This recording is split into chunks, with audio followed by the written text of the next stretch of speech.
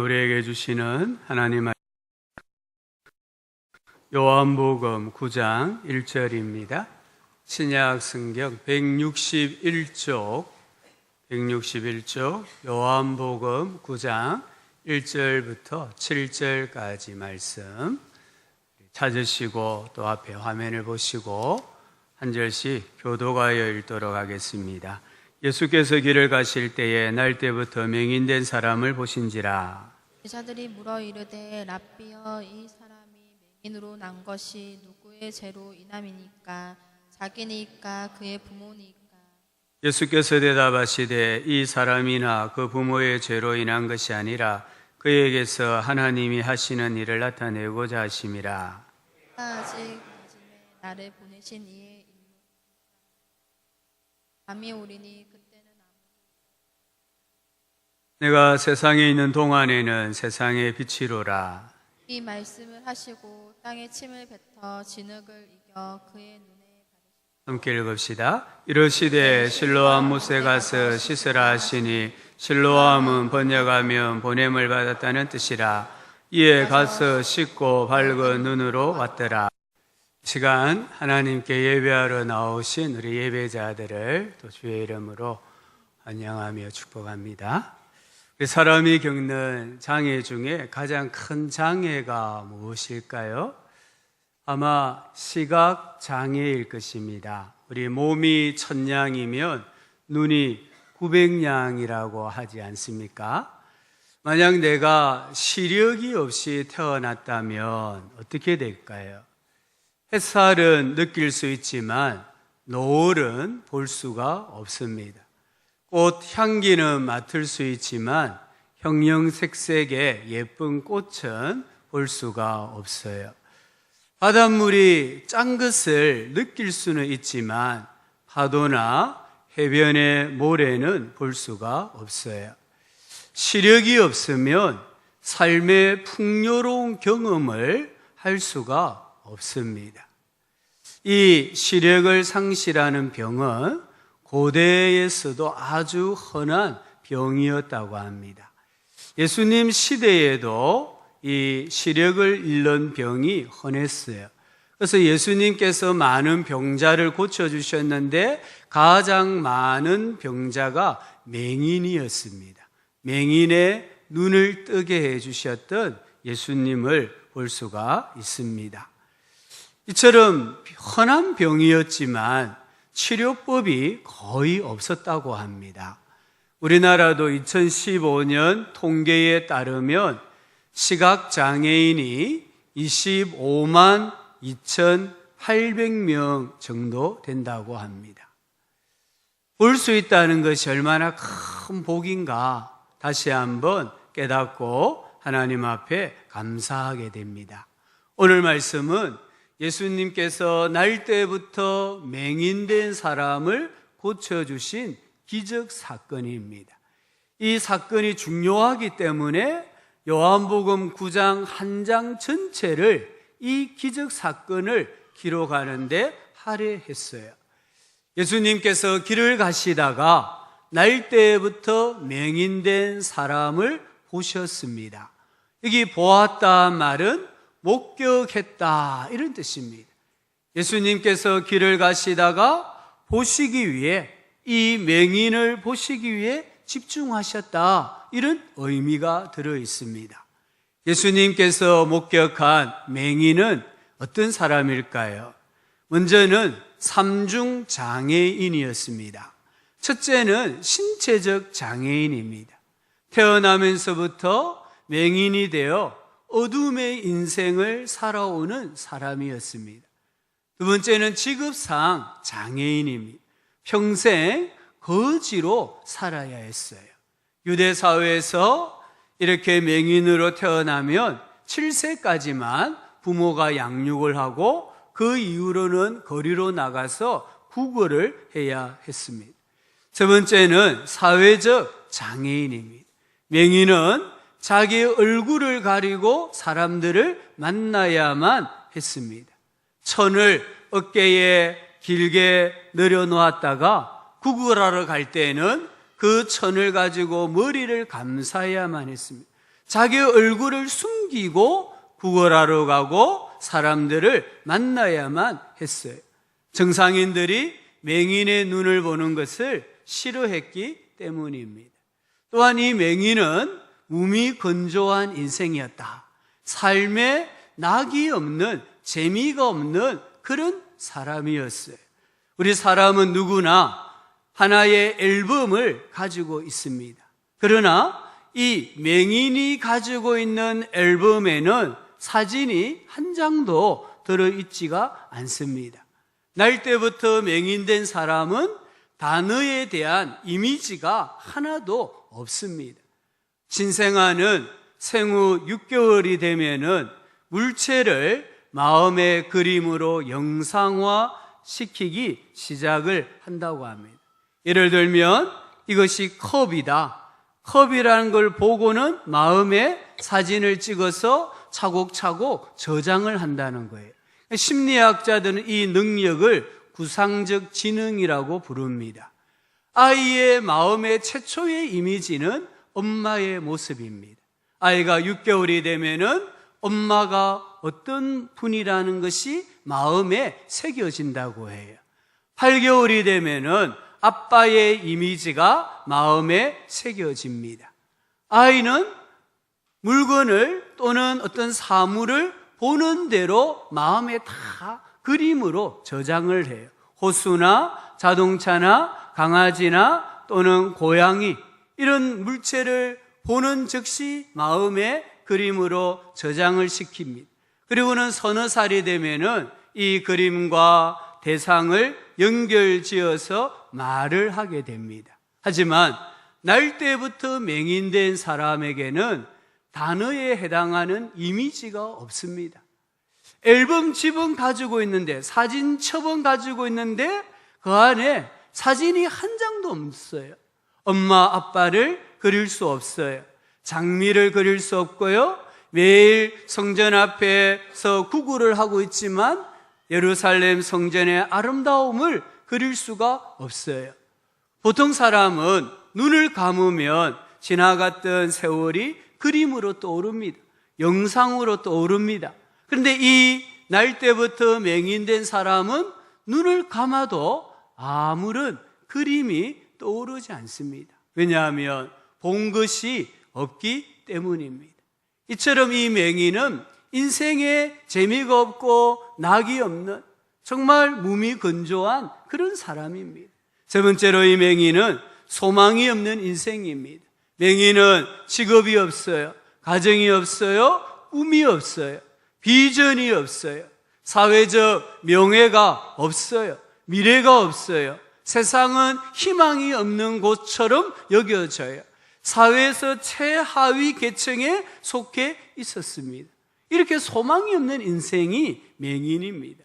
타락한 인간이 겪어야 하는 모든 고난을 대변하는 사람이 맹인입니다. 미래가 없는 사람, 희망을 상실한 사람, 사망의 땅과 그늘에 앉아 신음하는 백성들을 상징하는 사람이 오늘 이 맹인이라는 겁니다. 이 맹인을 예수님께서 목격하셨어요. 제자들은 이 맹인을 두고 예수님께 묻습니다. 2절에 보니까 선생님, 이 사람이 날 때부터 맹인이 된 것은 누구 죄 때문입니까? 그 부모님입니까? 아니면 자기 자신입니까? 제자들은 그 당시 유대 사회에 선천적인 장애를 가지고 태어나면 이게 누구 죄냐? 누구 죄냐에 대한 두 가지 주장이 있었어요. 하나는 바리새인들입니다. 바리새인들은 부모의 죄가 자녀 3대, 4대까지 이른다고 믿었습니다. 그래서 나면서부터 맹인이 되는 것은 부모의 죄 때문이라고 생각을 했어요. 반면에 사두개인이 있습니다. 사두개인은 인간의 모든 불행은 자기 자신에서 난 것이고 자기의 운명이라고 생각했어요. 그래서 이 맹인도 자신의 죄 때문에 맹인이 되었다라고 생각을 했습니다. 우리 성도님들은 어떻습니까? 이런 생각, 부모의 죄든 자기 자신의 죄든 이런 생각이 그 당시나 지금이나 보통 사람들이 가지고 있는 통념들입니다.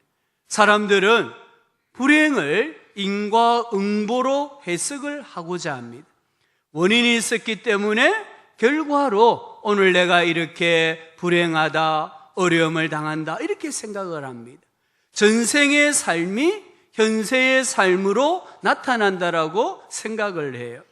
불교 국가인 태국 사람들은 선천적인 장애를 가지고 태어나면 모두 전생의 죄값 때문이라고 해석을 한답니다. 부모들은 자녀들에게 눈먼 사람하고는 절대 악수하지 말라, 눈먼 사람 가까이에 가지도 말라, 가까이 있다 보면 병에 걸리거나 애군을 당하게 된다라고 말을 한다고 합니다. 불교의 윤회사상, 힌두교의 업보교리는 착하게 살면 내세에서 더 좋은 삶으로 보응을 받고 악하게 살면 더 낮은 삶으로 징벌을 받는다고 가르칩니다. 그래서 인생에 불행이 닥치면, 재앙이 닥치면 전생에 내가 무슨 죄가 많아서 이런 어려움을 당하는가? 우리 부모가 전생에 무슨 죄를 많이 지어서 이런 벌을 받는가라고 생각을 한다는 겁니다. 동양사상이나 종교는 사람이 한 번 태어나고 한 번 죽는 것이 아니라 여러 번 태어나고 여러 번 죽는다라는 개념을 가지고 있어요. 그래서 전생에서 일어났던 일들을 현세에서 직면하는 문제들과 연관을 시킵니다. 그래서 보통 사람들은 이런 재앙이 닥치며 가정에 우환이나 질고가 닥치면 구슬합니다. 왜 구슬합니까? 귀신을 달래기 위해서입니다. 귀신이 지금 화가 나서 나에게 우리 가정에 이런 어려움을 주고 재난을 준다고 생각해가지고 귀신을 그 화를 달래기 위해서 애군을 물리치기 위해서 구슬하는 겁니다. 수백 수천 억을 들여가지고 구슬하는 겁니다. 또 우리는 제사를 지내는 사람도 많이 있습니다. 왜 제사를 지냅니까? 조상 신을 달래기 위해서라는 겁니다. 조상 신이 화를 내면 애군이 끼친다고 믿기 때문이에요. 이 모든 굿하고 제사하는 이 모든 것들은 결국에는 귀신을 섬기게 되는 것이고 귀신이 우리 사람들의 불안한 심리를 이용을 하는 거예요. 교회 안에도 어떤 사람들이 가게에, 즉 집안에 흐르는 저주를 끊으라 이런 신학을 가르치고 말을 하는 분들이 있습니다. 내가 예수님을 믿는데 우리 집에 어려움이 닥치고 우리 자녀가 어려움을 만나면 우리 조상들이 우상을 숭배하고 죄를 지었기 때문에 이런 어려움을 당하니까 이렇게 해서 저주를 끊어야 된다. 이렇게 잘못 가르치는 많은 사람들이 있습니다. 성경은 이 모든 것을 거부합니다. 비성경적인 것입니다. 우리 사람은 하나님의 형상대로 지음을 받았습니다. 각 사람은 자신의 삶에 대해 하나님 앞에 책임을 져야 합니다. 죽은 후에는 하나님에게 개인적으로 자기가 어떻게 살아왔는지를 설명을 해야 합니다. 히브리서 9장 27절에 보니까 한 번 죽는 것은 사람에게 정해진 것이요 그 후에는 심판이 있으리라고 말씀하셨습니다. 우리 사람은 여러 번 살고 여러 번 죽는 게 아닙니다. 우리 사람은 한 번 살고 한 번 죽고 그 이후에는 심판이 있습니다. 에스겔서에도 하나님 분명히 말씀하셨습니다. 모든 영혼이 다 내게 속한지라 아버지의 영혼이 내게 속함같이 그의 아들의 영혼도 내게 속하였나니 범죄하는 그 영혼은 죽으리라. 아비의 죄 때문에 자식이 고난당한다든지 죽는다든지 그런 일이 없다는 겁니다. 아비는 아비의 죄 때문에 죽고 자식은 자식의 죄 때문에 죽는다는 겁니다. 우리 인생은 일생입니다. 한 번 세상에 와서 살다가 한 번 죽습니다. 죽음 이후에는 심판이 있습니다. 영원한 천국과 영원한 지옥 둘 중 한 곳으로 가게 되어 있습니다. 여러분 중에 내가 왜 이런 불행이 닥칠까? 또 왜 우리 이렇게 자녀가 어려움을 만날까? 혹시나 내가 전생에 죄가 많아서 이런 생각을 가지면 안 된다는 것. 이런 생각은 비성경적인 생각이라는 것. 그래서 오늘 3절에 보면 예수님께서 어떻게 말씀을 하십니까? 예수님은 이 사람이 왜 맹인으로 태어났는지에 관심이 없습니다. 이 사람이 할 수 있는 일이 무엇인가? 하나님께서 이 사람을 통해 무엇을 하시려고 하시는가에 관심을 가지셨습니다. 예수님은 어떤 저주받은 인생이라도 하나님께서 역사하시면은 미래지향적으로 바뀔 수 있다라는 것을 가르쳐 주고 계십니다. 예수님의 대답은 그 자체가 복음입니다. 이 사람이나 그 부모의 죄로 인한 것이 아니라 그에게서 하나님의 하시는 일을 나타내고자 하심이라.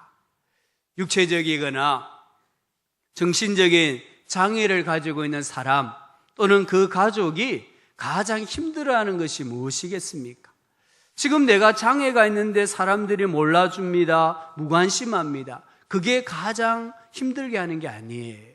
사람들이 지나가면서 그냥 한마디씩 툭툭 던지는 말이 마음에 상처가 되고 칼이 되는 거예요. 부모가 죄를 지어서 자식이 장애가 되었다. 이런 그냥 던지는 말. 저 사람이 죄가 많아서 저런 장애가 있다. 이렇게 던지는 말이 그 사람에게는 큰 상처가 되고 가슴에 칼을 꽂는 것과 같은 말이 되는 거예요. 부모는 자식을 볼 때마다 내가 죄인이다, 내가 무슨 죄가 많아, 이런 자식을 낳았는가 한탄을 합니다. 자식이 평생의 짐이 됩니다. 장애를 가진 자식도 사람들이 던지는 이런 말을 들을 때마다 차라리 부모님이 나를 낳지 않았으면 부모님을 원망을 하게 됩니다. 근데 예수님께서 뭐라고 하셨습니까? 내가 맹인으로 태어난 것은 부모의 죄나 너의 죄 때문이 아니다. 이 말씀이 이 가족들에게는 얼마나 힘이 되는지 모릅니다. 지금까지 사람들의 말에 짓눌러 왔던 모든 번민과 죄책감과 낮은 자존감에서 자유하게 해주는 말씀입니다. 하나님이 하시는 일을 나타내기 위하여 라는 말씀을 들었을 때는 소망을 가지게 되는 거예요. 예수님은 다른 사람들과 다른 시각을 가지고 계셨습니다. 예수님은 이 맹인을 볼 때에 누구의 잘잘못을 보시지 않았어요. 하나님이 하시고자 하는 일이 무엇인가를 바라보셨어요. 이 맹인을 바라보는 시각이 바뀌자 맹인을 바라보는 태도, 마음도 바뀌어지는 것을 볼 수가 있습니다. 우리 주변에도 사실 많은 장애인들이 있습니다. 나면서부터 장애 가진 사람도 있고요. 살아가다가 사고로 또는 질병으로 이래 장애를 가진 분들이 많이 계세요. 그런 분들을 우리가 보면서 홀대한다든지 말을 함부로 한다든지 특별히 정죄하고 판단하는 그런 잘못을 범하면은 안 된다는 겁니다. 오히려 긍휼히 여기는 마음으로 하나님께서 이 사람을 통해 하나님의 영광과 능력을 나타내시기를 기도하는 마음으로 대해야 한다는 것입니다. 그러면 하나님은 왜 우리 인생에 고통을 주십니까? 먼저는 우리의 잘못을 바로잡기 위해서예요. 아이가 잘못하면 아이를 사랑하는 부모라고 하면 반드시 징계하는 것과 같습니다. 하나님께서 우리가 잘못했을 때 죄가 나쁘다는 것을 가르쳐주고 순종을 가르쳐주기 위해 고난을 주세요.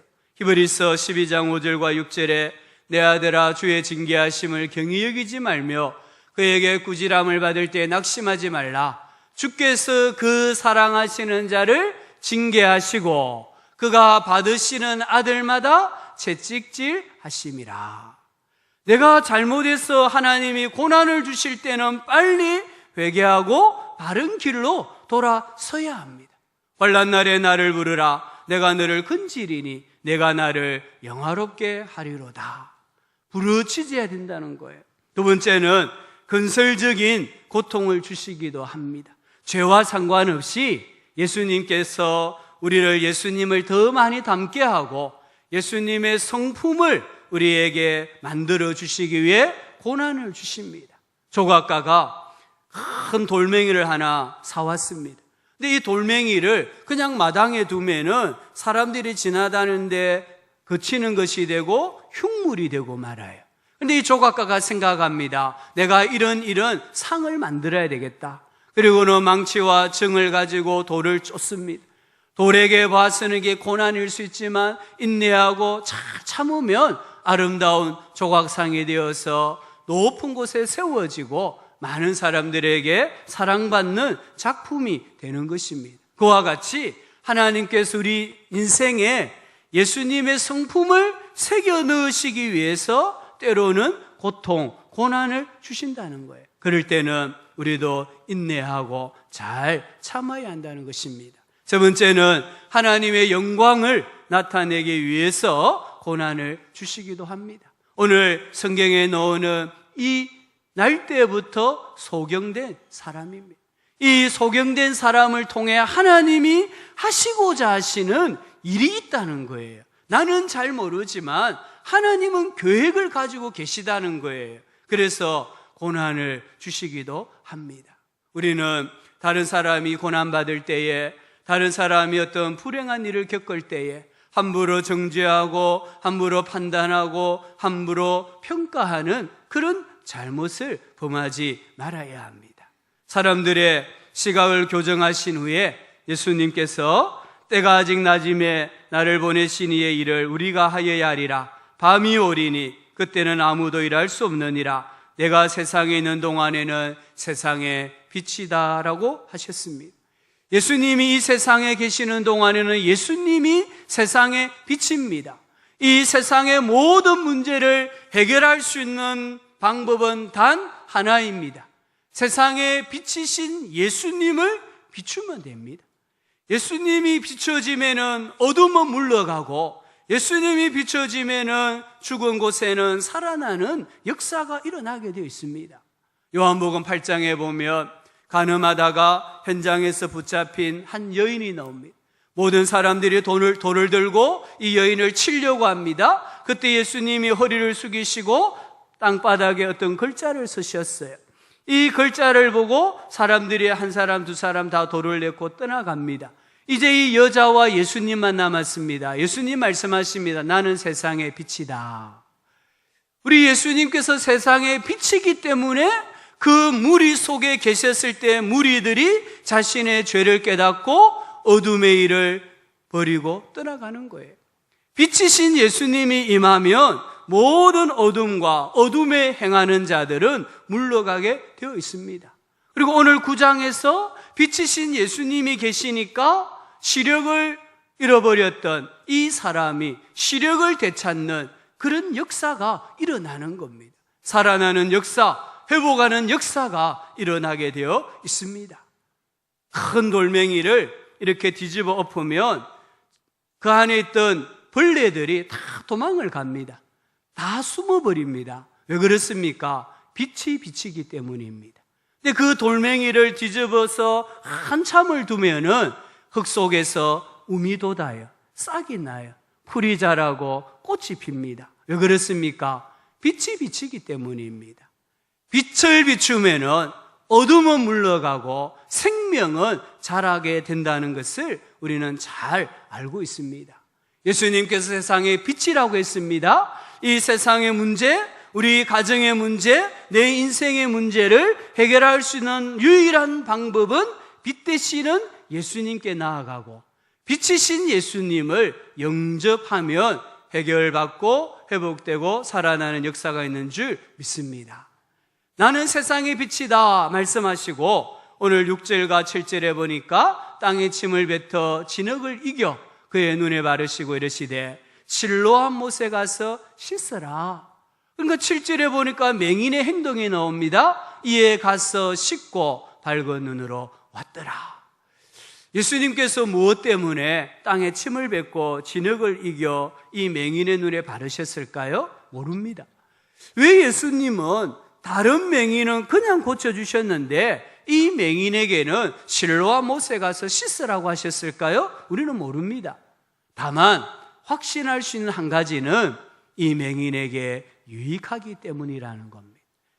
침을 뱉어 진흙을 이겨 눈에 바르시고 실로와 못에 가서 씻는 것이 이 맹인에게 유익하기 때문에 하나님께서 그런 말씀을 하셨고 그런 명령을 하셨다라고 우리는 믿어야 합니다. 눈에 진흙을 바르고 실로와 못으로 가는 맹인을 상상해 보십시오. 누가 도와줬을까요? 건널목을 건널 때 누가 도와줬을까요? 앞에 돌멩이가 있다고 누가 말해 주었을까요? 아닙니다. 모든 사람은 조롱했습니다. 놀려댔습니다. 무시했습니다. 맹인은 자기를 무시하고 놀리는 사람을 볼 수는 없었지만 그들의 비웃고 조롱하는 모습을 느낄 수는 있었어요. 만약에 여러분들에게 눈에 안대를 하고 지하 1층에서부터 옥상까지, 우리 교회당 옥상까지 한번 갔다 왔다 해보십시오 하면 얼마나 힘이 들겠습니까? 그게 쉽겠습니까? 눈에 안대를 하고 용호동 사거리에 가서 그 횡단보도를 한번 건너가라고 했을 때 그게 쉽겠습니까? 어렵습니다. 우리 정상인에게는 10m 거리도 이 장애인에게는 수백 미터로 느껴지는 겁니다. 이때는 초막절이었습니다. 수만 명의 사람들이 모여 있었습니다. 그럼에도 불구하고 이 맹인은 순종했습니다. 그는 눈먼 채로 그리스도께 순종했습니다. 주님의 명령이 떨어지자 즉시 그 자리를 떠나갔습니다. 그리고 씻었습니다. 그리고 눈이 열렸습니다. 그리고 시력이 회복이 되어졌습니다. 이 맹인의 치료는 침이나 흙에 있지 않아요. 실로와 못에도 있지 않아요. 가서 씻으라는 예수님의 명령에 가서 씻었기 때문입니다.